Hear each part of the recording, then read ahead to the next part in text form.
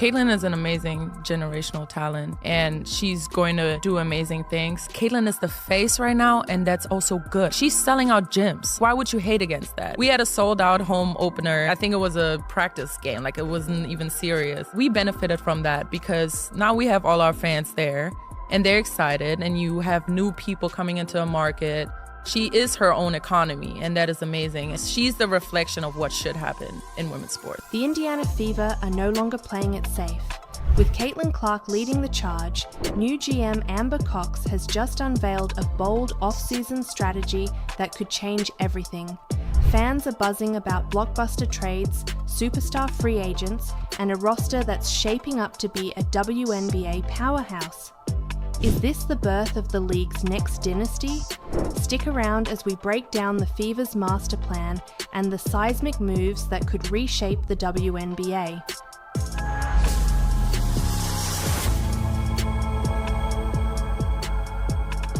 Caitlin Clark isn't just a star, she's a phenomenon.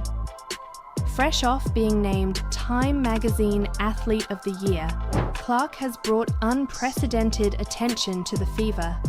Her games are must-watch events, selling out arenas and drawing casual fans into the WNBA ecosystem. Amber Cox, the Fever's new GM, described Clark as a multiplier effect for the team and the league. She explained, "What Caitlin Clark did because so many eyeballs were on her, she's a huge multiplier effect of the league's growth. It's clear, Clark is the engine driving the Fever's transformation. When Amber Cox stepped into the GM role, she didn't just inherit a team, she inherited a challenge. The Fever, long considered an underdog, had struggled to find consistency. But Cox isn't here to maintain the status quo, she's here to win." In a recent interview, Cox outlined her ambitious vision for the Fever's future: build a defensive identity, add veteran leadership with playoff experience, use $650,000 in cap space strategically. But it's not just about filling gaps, it's about creating a culture of excellence. As Cox put it, "We're not just building a team, we're building a winning identity."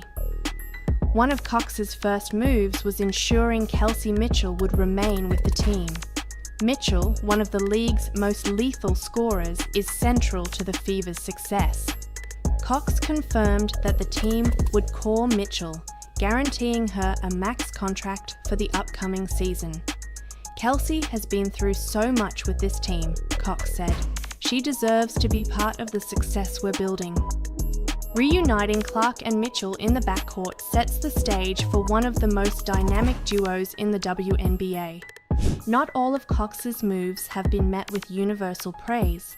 The decision to leave Tammy Fagbenle unprotected in the WNBA expansion draft shocked fans.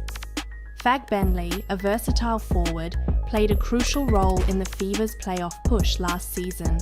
Why let her go? Cox hinted at a larger strategy, saying, "It's part of an overall plan that will unfold throughout the offseason." Speculation is rampant, with theories ranging from cap space maneuvering to a potential blockbuster trade. The Fever's cap space gives them the flexibility to target high-profile free agents, and one name stands out: Satou Sabally. Sabally, fresh off a career-best season with the Dallas Wings, averaged 17.9 points per game, while shooting an impressive 45.2% from three-point range. Her ability to play multiple positions and excel on both ends of the floor makes her a perfect fit for the Fever system. Rumours gained traction when Sabally began liking social media posts about teaming up with Caitlin Clark in Indiana. Is it just playful banter or a sign of things to come? Amber Cox's history with Sabally adds another layer to the speculation. As a former executive with the Phoenix Mercury, Cox has a track record of building championship teams. Additionally, Sabally shares the same agent as Aja Boston, another Fever star. Cox hinted at the Fever's appeal, saying, "If you're a smart basketball player and you watch Caitlin Clark, you'd want to play with her." Could Sabally be the missing piece to complete this potential super team? While star power is crucial, Cox understands the importance of building a well-rounded team. Depth is essential, especially in a league as competitive as the WNBA. Cox emphasized, it's not just about talent, it's about finding players who embrace their roles and complement our core. Potential secondary targets like Gabby Williams, known for her defensive prowess, could also bolster the Fever's roster. Cox didn't hold back in describing Clark's influence. We've never seen anything like Caitlin Clark. She's not just a player, she's her own economy. A vivid example came when a casual fan attended a Fever game to see Clark play. By the end of the night, they walked out with season tickets. Clark isn't just selling tickets, she's creating lifelong fans. With free agency looming, the Fever are on the cusp of something extraordinary. If they can land a player like Sabally, the combination of Clark, Mitchell, Boston and Sabally could make them immediate title contenders. But questions remain. Can Cox execute her vision? Will the Fever's bold moves pay off? Or will the risk outweigh the reward? The Indiana Fever are no longer content to be underdogs. Under Amber Cox's leadership, they're assembling a team that could dominate the WNBA for years to come. The question is, are we witnessing the birth of the WNBA's next dynasty, or will the Fever's ambitious plans fall short? One thing's for sure, this offseason is just the beginning. The Fever are here to win, and the rest of the league better take notice. If you're excited about the Fever's future, let us know in the comments. Who do you think they should sign? And don't forget to like and subscribe so you never miss the latest updates on this exciting team. The NBA is in crisis. Viewership is plummeting, rivalries are fading, and fans are tuning out. But here's the twist. For the WNBA, this isn't a setback, it's a massive opportunity.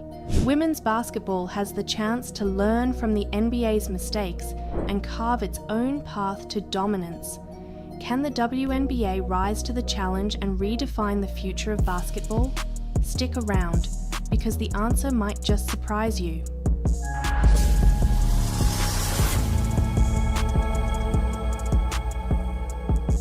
Let's start with the numbers.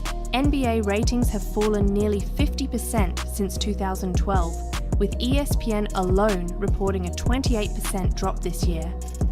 So, what's causing this decline? One major factor stands out: the decline of rivalries. Rivalries are the lifeblood of basketball. Think Larry Bird versus Magic Johnson or Michael Jordan versus the Bad Boys Pistons.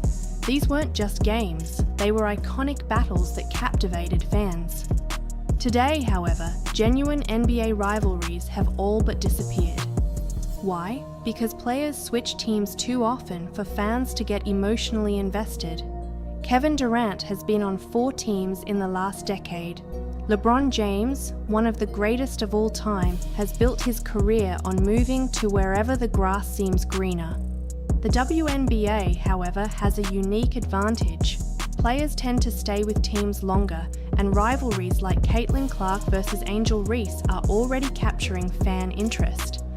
Therefore, the WNBA has an opportunity to do what the NBA can't: build long-lasting rivalries that fans care about. Think about this. When was the last time you saw a truly dramatic NBA moment that wasn't interrupted by a referee's whistle?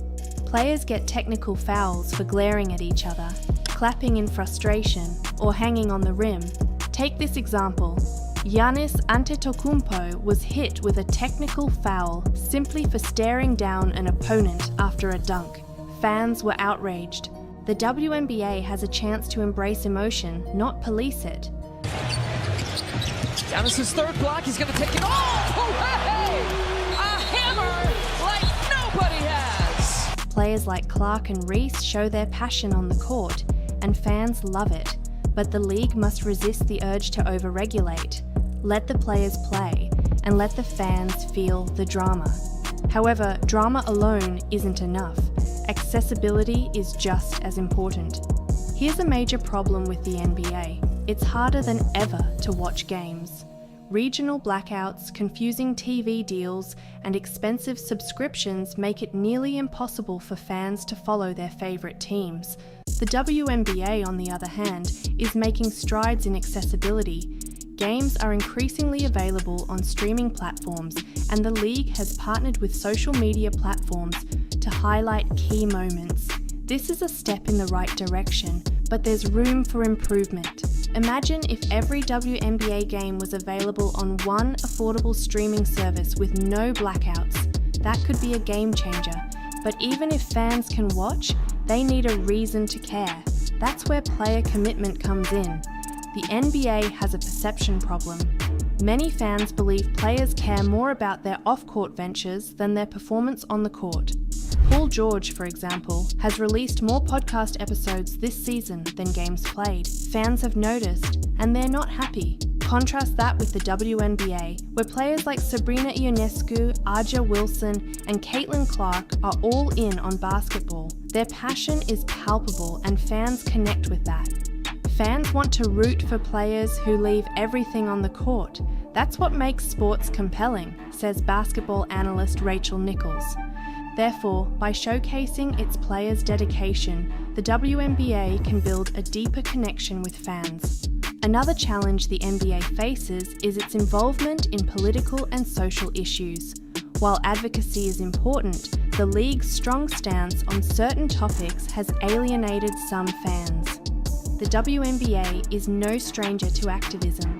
Players like Maya Moore have led movements that extend far beyond basketball. We need to be people before players right now and just say something because we're hurting. When I made the decision to not be a professional athlete for that first year, it was really out of a desire to just prioritize the things that I was being convicted are most urgent. And it's really interesting how 2 years after that decision, we are literally being kind of forced to address some of these things that I was moving in that direction of. But the league must balance this with its primary focus, the game itself. Advocacy and basketball can coexist, but neither should overshadow the other.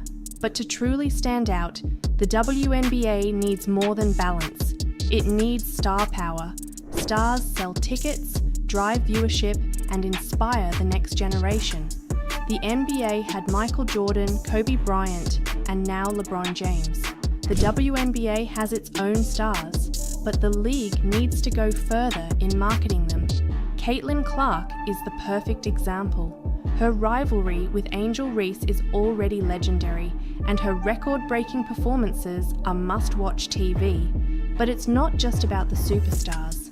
The WNBA needs to shine a light on rising talents and role players who make the league special. Fans should know the stories of players beyond the headlines. And if the WNBA plays its cards right, the future could look very bright. The WNBA is already growing. Viewership for the 2023 finals was up 20% from the previous year, and merchandise sales are hitting record highs. But the league has even greater potential. Analysts predict that if the WNBA continues to invest in accessibility, star power, and rivalries, it could double its audience within the next decade. The WNBA is at a tipping point. With the right strategy, it can become one of the most influential sports leagues in the world, says sports economist Andrew Zimbalist. However, the league must act quickly to capitalize on this momentum. The NBA's decline is a warning, but it's also an opportunity. By learning from the NBA's mistakes and doubling down on its strengths, the WNBA can carve out a unique identity in the sports world. The question is, will the WNBA seize this moment, or will it miss the chance to redefine basketball for a new generation? If you believe in the future of the WNBA, support it today. Watch a game, follow your favorite players on social media, and be part of the movement that's reshaping basketball. Because the future isn't just bright, it's happening now.